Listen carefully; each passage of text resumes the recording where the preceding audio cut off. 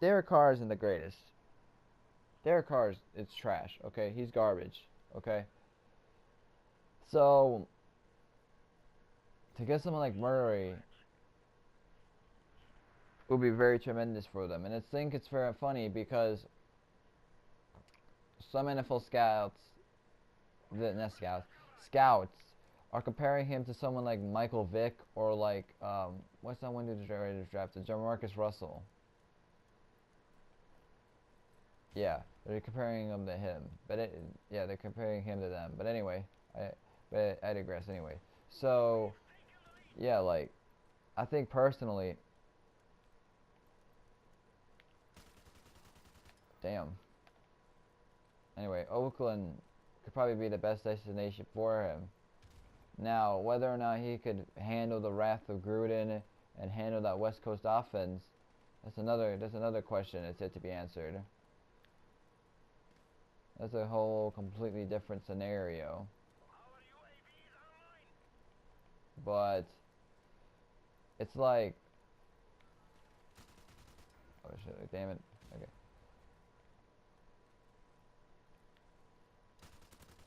Get that boy back there. But it's like, I think anyone can agree that Oakland would probably be the best destination for him. Now, I might have to agree, but it all depends on whether or not he actually can fit in the West Coast offense or not. Is left to be unknown.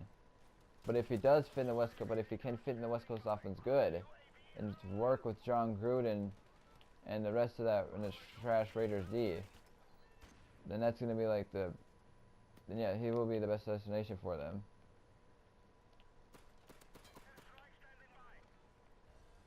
I think they will be willing to take anyone, to be honest. The Raider fans, I think they'll be willing to take anyone, to be honest.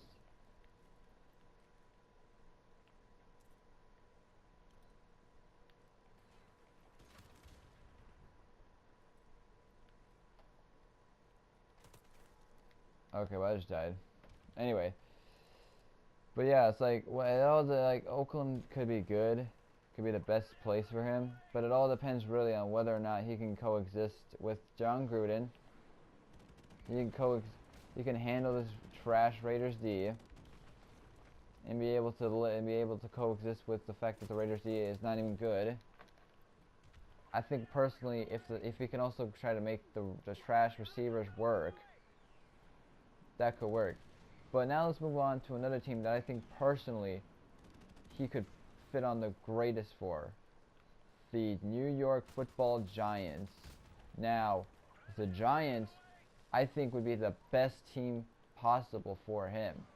Because if they can get him, which is something they failed to do last year, get a quarterback to replace Eli Manning. Now, if they could get him, they've got a pretty good surrounding team for the next few years or so, at least for the next few years, because you have Odell Beckham, who's in his, I believe, in his fifth or sixth year now. You have a young and very, very talented Saquon Barkley, which again is a very, very good thing for Oakland. Which again is a very, very good thing for New York. So you already have a good starting offense somewhat. Now, if you can work on fixing your O-line, which is one of the main things why they struggled, and fix your defense, like getting some corners or something after trading Eli Apple away, I think you could be a very dangerous team for the next few years. So them starting off like this is a very good thing. Now, I think, now, in my opinion, this is like my opinion, not really like factual, but in my opinion, I think Eli Manning, like getting like, but I think Eli Manning, like, is not retiring for one reason only. It's because he hasn't been challenged yet. Now, that, as stupid as that may sound, hear me out for a second before you start before you start coming at me. Like, I think that the reason why I think he hasn't retired yet because he hasn't been challenged because of the fact that with like no quarterback to challenge him, why should he retire? Like think about it. Think about it. Why did Peyton Manning retire? Because they had security in Brock Osweiler, and he had belief in Brock Osweiler. Now, the same could go with someone like Brett Favre. Favre retired because they had security in Aaron Rodgers. That's not really the reason, but I digress. Now, if you think about it, without any insurance, once he's gone, the Giants will be somewhat safe, and without him, he's not going to retire. Now, once they actually get someone somewhat decent,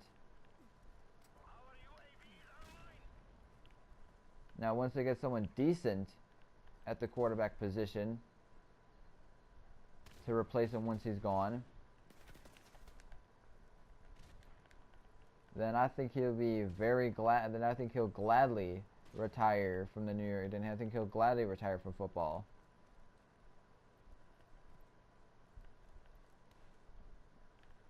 But until that happens, Eli's not going to want to step down. Alright, there we go, we won. But it's like, but now I think there's one more team that I think he would fit on perfectly with, if you really think about it. The Jacksonville Jaguars. Now hear me out. Jacksonville has somewhat of a decent defense. Now, tell me the reason why they collapsed. Exactly. They collapsed because of one man. Their fucking quarterback, their shitty quarterback, Blake Bortles. Blake Bortles made the Jaguars collapse. Now, hate me all you want, and I know you guys are fucking triggered, but it's true. That's the number one reason why they lost.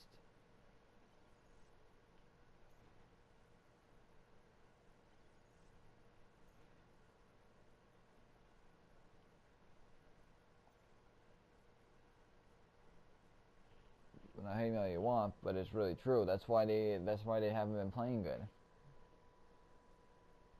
But it's like the same thing like when Drew Bledsoe. I think the best example you can come up with for what I'm trying to explain is Tom Brady and Drew Bledsoe.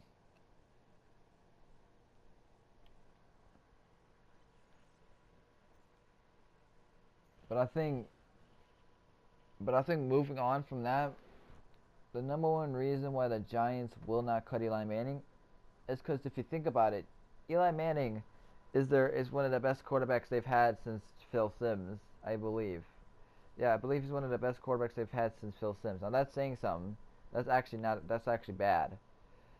But if you think about it,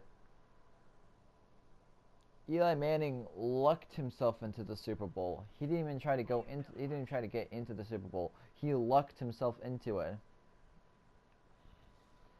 Okay, he derped and lucked himself into 2 Super Bowl victories. But if you remember throughout and now I know what everyone's gonna say. They're gonna say something like, Slap Pander. The Giants went to the Super Bowl 2 times with Eli Manning. He's still good. No, stop it right there. No, shut up, stop it. Okay, no. The reason why he really won the Super Bowl those 2 times against the Patriots, because he got lucky. It was pure luck, and everyone knows it was pure luck. Okay, think about it. Okay, what led to the Super Bowl victory in 2007 when the Patriots were going 18-0? Think about it. Exactly. It was because of the fact of that Tyree caught it with his helmet. Now, let's go on to the next Super Bowl. 7 years later, why did the Giants win that Super Bowl again in Super Bowl 46? Exactly. It was because of the fact that the Giants caught it on the sideline. It's because of Mario Manningham catching it on the sidelines. Now, without those 2 incidences happening, personally, I think the Giants would have lost both of those Super Bowls. Because if you remember, without the helmet catch, the Patriots would have won easily without the helmet catch happening. There would really no doubt. Because there's one simple way. There's two simple ways that the Giants could have never won those Super Bowls.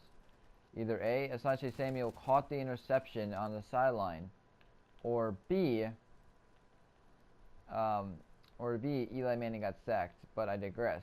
Anyway, so while you guys are saying, oh, Eli Manning won 2 Super Bowls and gave us 18-1, you also have to think about the fact of how lucky he was to have such a tenacious defense and a sack machine.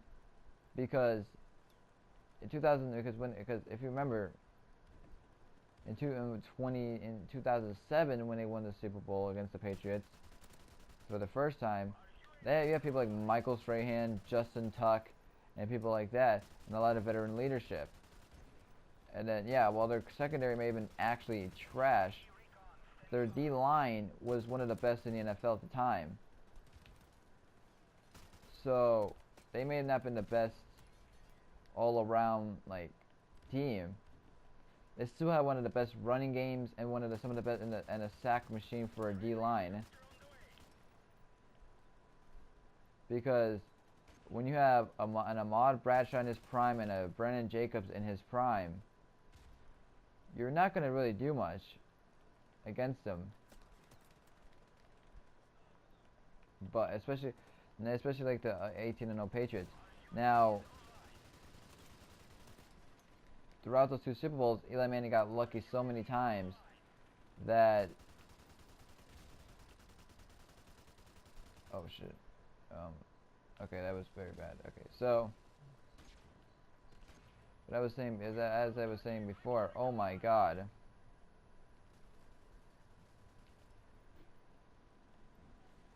But as I was saying before,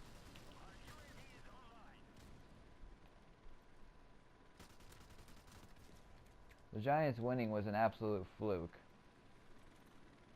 And you New York Giants fans should realize that it was a fluke. Because if he wasn't there at the right time at the right place at the right time, everyone knows it could have been intercepted or knocked away.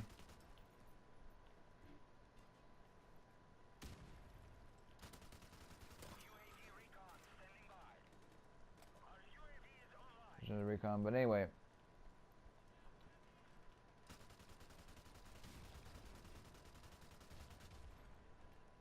We're going to move on to the next topic here. Now we're going to move on to some YouTube news. Oh boy.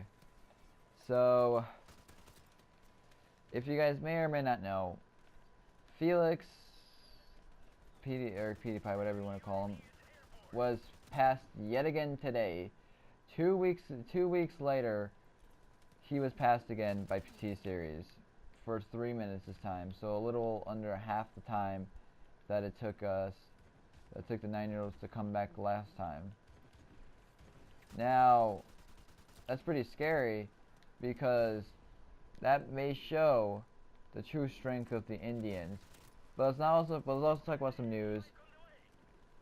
Some news before that. Now, prior to that happening, Bashad Kumar, the son of the founder of T-Series, who is now currently the owner of T-Series, he actually caused T-Series to come back, because he was actually, for the first time ever, speaking against PewDiePie. For the first time ever, he spoke on the subject of PewDiePie, and that's shocking to me because he actually has never done that before. So it's like, damn, he got a point. Damn, he had a .11. Damn. So, yeah, let me know in the comments below, what do you guys think? Can PewDiePie actually beat T-Series? Now, we know damn well it's fucking inevitable. He will not win against T-Series, but it could be. It's one hell of a shot it's one hell of a chance to actually try to beat them. Now we all should know damn well it's not gonna happen. We're not gonna fucking beat them. But as I said before, it's a chance, it's a shot that we're willing to take.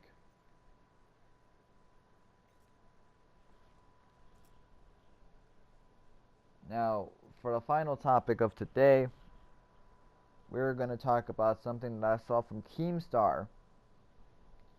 Now, I'm not subscribed to Keemstar, but he was in my recommended section. Now, I've only watched one video from him, and that was his live stream that he made on Super Bowl Sunday about to keep PewDiePie ahead of T-Series. At the same time around, PewDiePie made his live stream, and one other person did their live stream. So that's the reason why he's in my recommended section, I'm assuming. Anyway, so I saw some in my recommended section about something he made. Now, apparently, from what I observed, KSI might possibly be taking on, what's his name? Might be taking on Jake Paul, possibly in a match.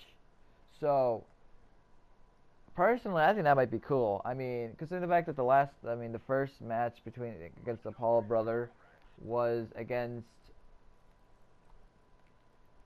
Now, considering the fact that the first time he faced the Paul brother, it was in a draw. I think he wants to get revenge, and I think this time he's not gonna be denied of a chance to win.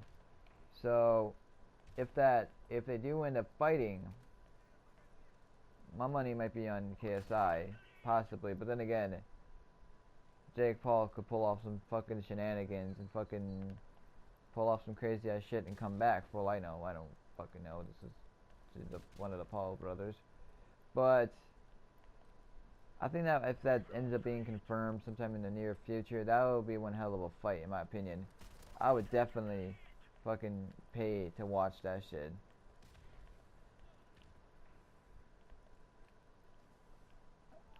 Because I think just like when KSI took on Logan Paul, there was a lot of hype between them two. A lot of hype. So the fact that he wants like round 2 with the Pauls, I think it'd be very interesting. Now, I don't know if Logan Paul is gonna get involved or not later down the road. But if he is, then hell yeah, count me in. I wanna see that fight. But yeah, man, like, let me down in the comments below. Let me know in the comments down below what you guys think of all the things that I have talked about. Now, like I said before, there will be another mystery video coming out later today with the homie Dice Man. So yeah, make sure y'all watch out for that video. Don't know when it will come out. It depends on when me and him start playing again. Me and him start playing together. Don't know what game will be on. So don't ask about like anything like that in the comments, because I truly don't know. Because this man just fucking does the weirdest shit. So I never know when he's gonna be on or not. So I never know when we're gonna fucking collab. So, like I said before, don't ask, because I don't truly know what's gonna happen. But yeah, man. Let me just climb over this man real quick. But yeah, man, like that's pretty much all. That's pretty much all for right now. Now, if we do make another video, I'll probably do some more news shit. Maybe, I don't know. Probably, possibly. Don't really know for sure, but I might do that. So yeah, you'll have to watch out for that. But yeah, anyway, let me get this one kill. Let me get this last kill before I end it off. But anyway, man, Twisms.